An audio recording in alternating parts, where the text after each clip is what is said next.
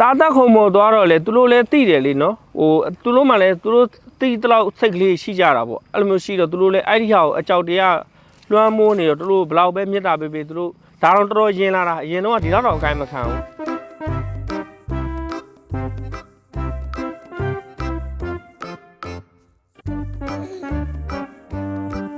နွားဆိုရင်ဟိုအမိပြက်တာပေါ့နော်အမိပြက်တဲ့တကောင်မှလောက်တီဆွဲနေတယ်အဲ့လိုမျိုးမြင်းဆိုရင်လည်းဒီတက်မဲ့ကလေးတွေပေါ့တက်ပြီးချက်တက်ပြီးအေးဟုတ်တယ်ဟောတာအော်ပြီးဆိုင်အော်ပြီးအဲ့လိုမျိုးကျွန်တော်အလောက်ကပြန်လာတာတော့အပြင်ကပြန်လာတာမျိုးလို့ကျွန်တော်ဒီ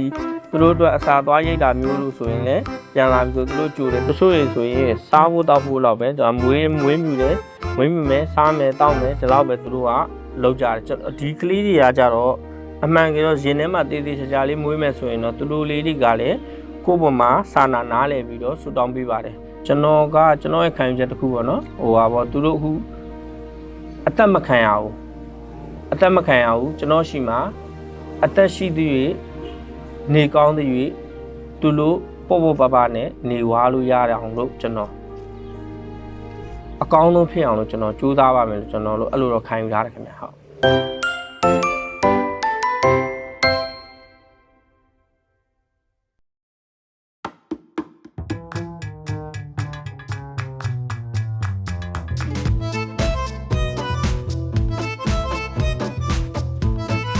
ကျွန်တော်နာမည်ကတော့စိုးစရာဦးပေါ့နော်ဟိုဒီကရာကိုစပြီးတော့တီးခဲ့တာတော့ကျွန်တော်တို့ဟိုလောက်ပေါ့၄လပိုင်းလောက်ကတည်းကကျွန်တော်စတီးခဲ့တာပေါ့ဒီကတော့အနီတော်ဝါမိုးပေါ့အနီတော်ဝါမိုးကအကောင်ကြီးတွေဟိုကဲတာများတယ်ပေါ့နော်ကဲတာများတော့ကျွန်တော်ကဟိုဘယ်လိုပြောမလဲဆိုတော့အနီရခွေးရောကြောင်ရောစိတ်ကောနွားဆိုအနီရလည်းအသက်ရွယ်ရလာတဲ့အတွက်သားတစ်ပည့်တွေကိုလက်ခွဲပေးခြင်းနဲ့ဆိုတော့ဟိုရည်ရွယ်ချက်နဲ့အနီတော်ဝါမိုးကကျွန်တော်ခွဲပေးတဲ့သဘောမျိုးပါပဲခင်ဗျာကိုဝန်တဲ့နဲ့တားတဲ့အမေကိုတော့အဓိကထားပြီးတော့ကဲတယ်အားလုံးတော့ကဲကျင်တာပေါ့အနီရောကျွန်တော်လို့ဒါပေမဲ့ကျွန်တော်တို့မှလည်းငွေကြီးခက်ခဲနဲ့နိုင်တဲ့လောက်ကိုအလူရှင်ရှိတဲ့လောက်ကိုကျွန်တော်တို့ကကဲရတာကိုနဲ့ထိုက်တဲ့ကလေးတွေပေါ့နော်ဒါပေမဲ့အဲ့ချိန်မှာကိုဝန်တဲ့ရဲ့တားကလေးအမေတွေရဲ့အဲ့ဒါကိုဦးစားပေးပြီးတော့ကျွန်တော်တို့ကဲတယ်ဘာဖြစ်လို့ဆိုတော့အသက်ကလေးတွေမသေးစေချင်လို့ရှင်သန်စေချင်လို့တဘာဝတိုင်းပဲသိစေချင်လို့ကျွန်တော်တို့ကဲတင်ခြင်းဖြစ်တယ်ဟိုကျွန်တော်တို့ဆိုရင်နွားဆိုရင်ဟိုအမိပြက်တာပေါ့နော်အမိပြက်တဲ့ဟိုလောက်တီဆွဲနေတယ်အဲ့လိုမျိုးမြင်းဆိုရင်လည်းဒီတက်မဲ့ကလေးတွေပေါ့ဟိုတားတဲ့ယုံရောင်းမဲ့ကလေးတွေအဲ့လိုမျိုးကျွန်တော်တို့ကသတင်းကြားပြီဆိုရင်အနီတော်ဝမ်းဘောမနေနိုင်ဘူးအလူရှင်နဲ့တူကဲတယ်ကျွန်တော်ကထိန်းသိမ်းပေးတယ်ပေါ့ဒီနမလေးကသူကတားတဲ့ယုံဟိုပို့တဲ့နမလေးဟိုနှစ်ကောင်ပါလာတာအနီနဲ့တော်တော်အားပြက်နေတဲ့အချိန်မှာကျွန်တော်တေချာဆောင်းရှောက်တာလို့အဲ့လိုမျိုးဖြစ်လာတာသူတို့စပြီးတော့ကျွန်တော်ကယ်တဲ့အချိန်မှာသူတို့ကတော်တော်ဘယ်လိုပြောမလဲဗျာအကြောက်တရားပုံစံမျိုးဖြစ်နေတယ်အကြောက်တရားဆိုတော့ဘယ်လောက်ပဲသူတို့ဟိုဟာပေးမရဘူးသူကစိတ်နိုင်ရဘူးဘယ်လိုပြောမလဲတာတာခုံမော်သွားတော့လေသူတို့လည်းတိတယ်လေနော်ဟိုသူတို့မှလည်းသူတို့တိတလောက်စိတ်ကလေးရှိကြတာပေါ့အဲ့လိုမျိုးရှိတော့သူတို့လည်းအဲ့ဒီဟာကိုအကြောက်တရားလွှမ်းမိုးနေတော့သူတို့ဘယ်လောက်ပဲမြတ်တာပေးပေးသူတို့ဒါတော့တော်တော်ရင်လာတာအရင်တော့ဒီတော့အကိုင်းမခံဘူးအဲ့လိုမျိုးအားလုံးပေါင်းကကြတော့အခုဆိုရင်ကျွန်တော်လက်ရှိမှာဆိုရင်နွားက6ကောင်တိုးစိတ်က28ကောင်မြင်းက2ကောင်ပေါ့ဟိုအကောင်တိုင်းရလို့တော့မဟုတ်ဘူးပေါ့နော်တချို့ကလေးကြတော့ဒီကလေးဆိုရင်ဒါလက်ပွန်းတလင်းနေပါများရင်ဒါသူ့သခင်ကိုတိတယ်တန်ရောစင်ကတော့ဖြစ်တာပေါ့နော်ဟိုဖြစ်တယ်ဆိုတာကဘယ်လိုပြောမလဲဆိုတော့ကျွန်တော်လာပြီဆိုရင်လည်းဒီကလေးဆိုကြိုတယ်အဲ့လိုမျိုးကျွန်တော်အလောက်ကပြန်လာတာလို့အပြင်ကပြန်လာတာမျိုးလို့ကျွန်တော်ဒီသူတို့အတွက်အစာသွားရိတ်တာမျိုးလို့ဆိုရင်လည်းပြန်လာပြီဆိုသူတို့ကြိုတယ်သူတို့စားမှန်သိတာကိုစားတော့ကြီးကတော့ကျွန်တော်အခုဟိုဘောဘယ်လိုပြောမလဲဆိုတော့အနီတော်ဝါမိုးကကျွန်တော်ဟိုပဲကွန်းနေဟိုဟာ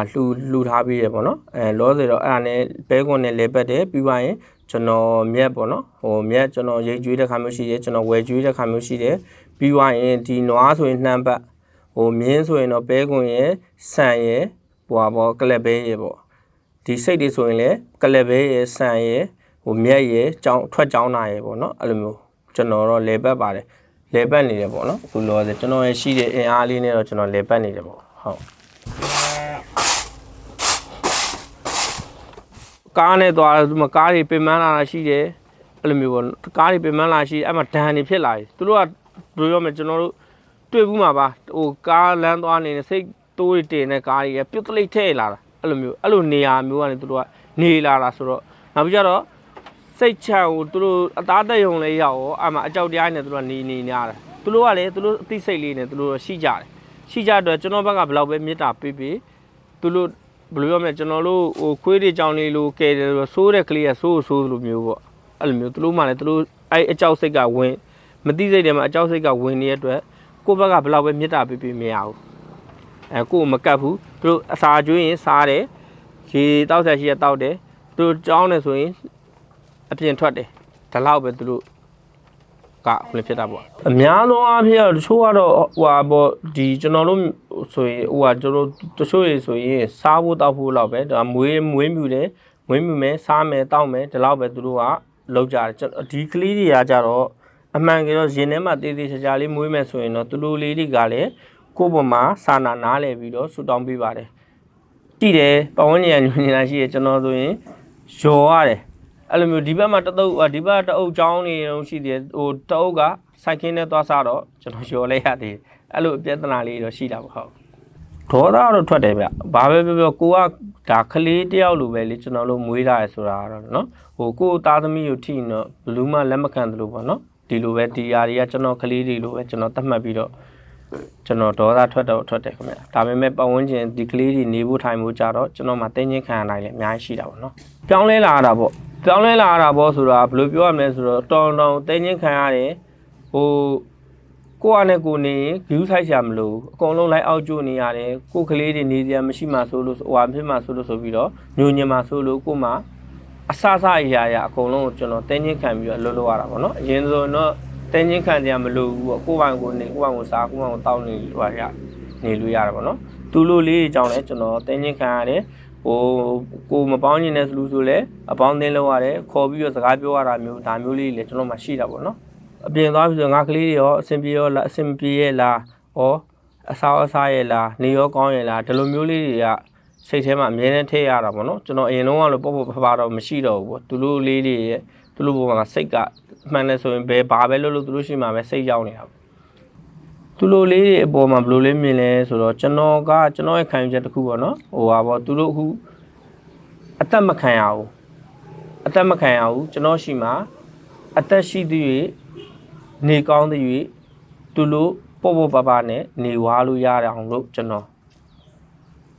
အကောင်းဆုံးဖြစ်အောင်လို့ကျွန်တော်ကြိုးစားပါမယ်လို့ကျွန်တော်တို့အဲ့လိုတော့ခံယူထားတယ်ခင်ဗျဟုတ်။အော်ငါကယ်လဲရပါလားပေါ့နော်။ဟိုပီတီတော့ဖြစ်တာပေါ့။အော်ငါကယ်လဲရပါလားပေါ့။ငါကယ်ပိုင်ခွင့်ရှိလဲရပါပေါ့။သူတို့အသက်ကလေးတွေငါကယ်ခွင့်ရလိုက်ပါလားပေါ့။အဲ့လိုမျိုးပေါ့နော်။ဟိုဘယ်လိုနောက်ပြီးတော့ဒီကလေးတွေဟိုအသက်စားခံမှာကျွန်တော်တို့ကလည်း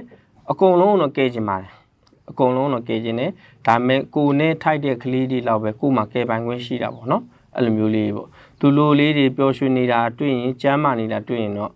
ဘာပဲပြောဩသူတို့ဒီချင်းဆိုရင်တော့သူတို့သက်စားခံနေလာပြီးငါးလက်ထဲမှာအခုချိန်လေးပျော်ရွှင်ကျန်းမာနဲ့နေရတယ်ဆိုတော့အဲ့ဒီ PT လေးကိုတော့ပျော်ရွှင်ပြီးပါတယ်ခင်ဗျဟုတ်အလူရှင်ကတော့လိုအပ်နေတယ်ပေါ့နော်ဟိုကျွန်တော်အခုဂျပန်ဖျားလမ်းမပေါ့ဂျပန်ဖျားသွားတဲ့လမ်းမပေါ့ဂျပန်ဖျားလမ်းမပေါ်ဘေးပဲပေါ့နော်ကျွန်တော်စမ်းချောင်းဘောက်ကနေပြီးဝင်ရတယ်ပေါ့လူရှင်တော့ကျွန်တော်ဖုန်းနံပါတ်ကိုလှူလို့ရပါတယ်ပေါ့ကျွန်တော် KP ဖုန်းနံပါတ်ရှိပါတယ်ခင်ဗျ KP ရော WP ရောကျွန်တော်ဖုန်းနံပါတ်ရှိပါတယ်ဟိုဒီကလေးတွေအတွက်ကိုဟိုလှူကျင်နေဆိုရင်တော့ကောင်းပါတယ်လှူပေးရင်တော့ကောင်းတာပေါ့နော်ပို့ပြီးတော့ကျွန်တော်တို့လည်းလုံနိုင်တာပေါ့ဒီ brighter လို့ပို့ပြီးတော့စားတယ်မလို့ပို့လုံနိုင်တာပေါ့ဟုတ်လိုအပ်နေတာကတော့အများကြီးပေါ့နော်အများကြီးဆိုတာအထက်ဘယ်လိုပြောမလဲဆိုတော့ကျွန်တော်တို့နေရာထိုင်ခင်းလေးတွေရောအခုဆိုပြန်ပြီးတော့စိတ်ချမ်းလို့ပါဆိုပြန်ပြုပြင်ရမှာရှိတာပေါ့စိတ်ချမ်းနွားချမ်းတွေပြန်ပြုပြင်ရမှာပေါ့အခုကကျွန်တော်ရဲ့ရှိတဲ့ခွန်အားလေးနဲ့ပဲကျွန်တော်ရဲ့လိုအားကားလေးနဲ့ပဲကျွန်တော်ရတဲ့နည်းနဲ့ပဲကျွန်တော်အလုံးနေရတာပေါ့နော်ဟုတ်နောက်ဆုံးအနေနဲ့ပြောရမယ်ဆိုရင်တော့ကျွန်တော်ရဲ့ဂေယာလေးကိုအားလုံးပဲကူညီဖေးမှပြီးတော့အကုန်လုံးဟိုဘယ်လိုမလဲတိရစ္ဆာန်လေးတွေကိုဘယ်ကလေးမှညာကလေးမှမဟုတ်ကိုနဲ့ထိုက်မဲ့ကလေးတွေကိုအကုန်လုံးပူးပေါင်းပြီးတော့ကဲတင်ပေးကြပါအောင်လို့ကျွန်တော်လည်းမေတ္တာရက်ခံပါတယ်ပေါ့နော် ညီမရေသမီးလားညီမလားအေးလာ